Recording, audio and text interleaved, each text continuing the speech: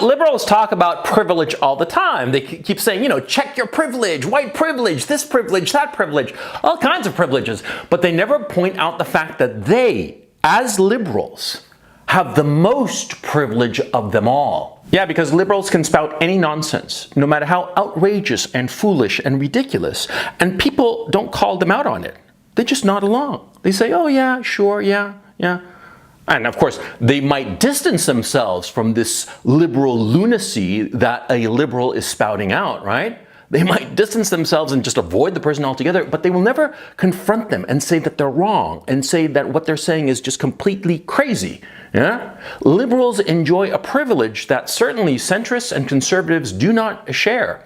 In fact, a liberal can say things in public at the workplace that, if the tables were turned, would get a person fired, ostracized, their lives utterly destroyed, if, say, a conservative or even a moderate were to say it. But a liberal can say it with impunity. That's the definition of privilege now, isn't it? It is. The ability to say whatever you want and not have anyone contradict you. On the contrary, have people kind of like praise you or just slink away quietly and not do anything to you. That is the height of privilege. That's practically an aristocracy of privilege. Why do liberals have it? Well, it's very simple when you stop and think about it. Liberal privilege comes from the fact that liberals believe that their politics are not merely the right politics or the right policies or the right thing that the society should do. No, they think that it is morally right. They believe in their arrogance that their position is morally right, and they transmit this feeling to others. They act as if what they are saying is not merely the best policy for the society as a whole. No. They're saying that what they are advocating is good, objectively good, morally good. And if you are against it, you are morally evil. It's a moral arrogance to think that your position is morally good and everybody else's is morally evil. It's absurd, because everybody has different points of view, by definition, of course. And therefore, people's different points of view will lead them to different conclusions about reality. Different things that might be good or evil. What might be good for you might be terrible for me. Obviously, this is not controversial. But liberals behave as if whatever they are thinking is objectively morally good. They believe that there is no moral relativism. That's the crazy part, because they espouse moral relativism, but they behave as if morality is absolute, and they are espousing things that are morally absolutely good, and therefore anybody who thinks different is morally wrong. And of course, this is very difficult for other people, because we normal people, we see the difference between politics and morality. We recognize that in a democracy, in a complex society, multiculturalist and all the rest of it, there are going to be different things that are good for different people. Different people will want different things. Some of them will be good for them, but very bad for others. And so we, who are adults, we recognize that what's good for some might be bad for others, and therefore we have to come to a balance, and we have to come to compromise. We have to come to compromises and understand that we would all like to have things go our way, but we can't. We have to sometimes cede ground. We have to cede ground to some other group, some other position that for them, what they perceive as good might be good for most of the people, even though it might hurt us in particular. Just as they have to cede ground when we espouse something that might be good for most people and might be negative for them. But liberals, with their liberal privilege, i.e. their moral arrogance, they do not see the notion of compromise, because to them compromise is anathema. They cannot compromise. Because you see, of course, if you believe that what you are espousing is objectively good, then any kind of compromise is compromising with evil, which of course you can't do. Of course you wouldn't compromise with evil. You would fight against evil. That's what you would do. And so that's what liberals do with their liberal privilege, their moral arrogance. That's what it is. Liberal privilege, moral arrogance. And they view everybody who thinks differently as evil, and they fight them, combat them, and they have no problem using violence That's the point. Of course not, because you see, if you are living in Nazi Germany, right, and everybody around you is a Nazi, you know, killing babies and whatnot, of course you're going to fight the good fight and you're going to use violence against the Nazis, of course, see? But that's just a mental exercise, because none of us here is living in, you know, Germany in 1942. No, we're living here in the Western democracies, but these people have the same mentality. Yeah, that's what's going on.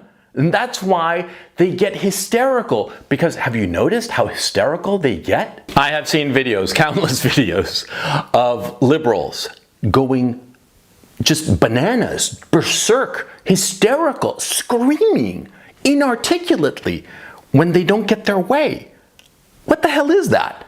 Have you ever seen a conservative screaming hysterically that way when he doesn't get his way? Huh? Name me one, show me one video of a conservative, you know, screaming, "I want my Second Amendment rights!" Ah! Have you ever seen that? Please show me that video, because I've never seen that video.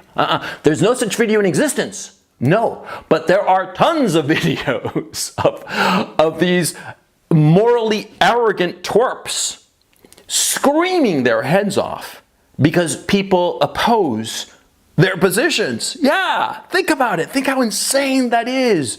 They get completely hysterical, and it makes no sense unless you realize the source of this, the source of that hysteria. The source is that they really believe it.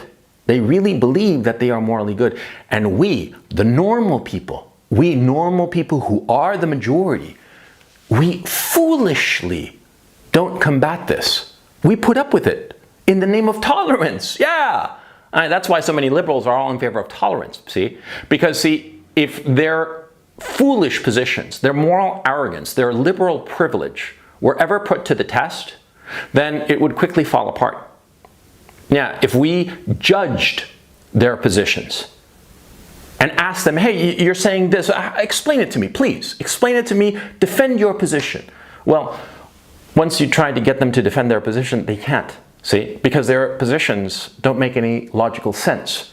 And this has happened. Their ideology has grown increasingly unhinged to the point where we're seeing violence in most American cities and now suburbs because of this hysteria and this moral arrogance and liberal privilege. Well, we're seeing all of this because we do not question them. We accept it. We hear them spouting their nonsense and we're like, okay, fine. Fine, okay, you believe that, and we walk away. We don't put a stop to it. We don't go up to them and say, "Hey, buddy, what you're saying is crazy and stupid. I'm not going to listen to it." Or defend it. Show me that you're right. And of course they can't. Of course they can't defend their positions because their morality is internally incoherent. It's inconsistent. And so you start pressing buttons on them, trying to get them to defend their position, and they freak out. They fall apart. They can't do it. If they have a chance to run away, they will run away and point back at you and say, "That guy's a racist, he's a Nazi. Yeah, don't talk to him." Of course don't talk to him because he asked you a question. That's the problem, right? And if you do have them boxed in where they can't run away, and you start poking them and poking their ideas and just asking simple questions, they quickly start to collapse into a blubbering mess and get hysterical. Yeah. Because you see, their ideology, it's not only not, how can I put it? It's not only not logical. Excuse me about that. Let me rephrase that. It's not only not logical. What's going on too is that they have become so isolated from everybody else in society because nobody else gave them any kind of pushback that their ideas have spiraled into lunacy. And we're seeing it. The lunacy of these people knows no bounds. And we're at a point now that everybody is sort of like deferring to their opinions, and their opinions are stupid. And so we just have to stand up and say, "No, what you're saying is just stupid." Yeah. And we have to tell them, more importantly, you don't own the truth. What you think is good might be good for you in your eyes, but it's bad for other people. It's very bad for other people. And we live in a democracy where you have to compromise. And if you're not willing to compromise, I suggest you move to North Korea, because in North Korea, they don't compromise. No, in North Korea, you do as you're told or else you get shot. Move there. That'll make you happy. That's what we should be telling these people. But of course, we don't tell them because we're too polite. Yeah, that's our downfall. We are too polite. They act in this privileged way, and we are too polite to say no to them. And so I would suggest to you who are listening to this video, you who are normal, you who have a little bit of common sense and recognize what's going on, I would suggest that you, whenever you come across one of these people with liberal privilege, you tell them, no, you're wrong. See what happens. You tell them, no, you're wrong. You know what's going to happen? They're going to have a meltdown, of course. Like privileged infants, like coddled children. And that's just an expression of their liberal privilege. How do you deal with a coddled child? You spank them. That's what you do. You put limits to them. That's what you do. You don't allow their lunacy to spiral into insanity. We have done that, and we are paying for it now.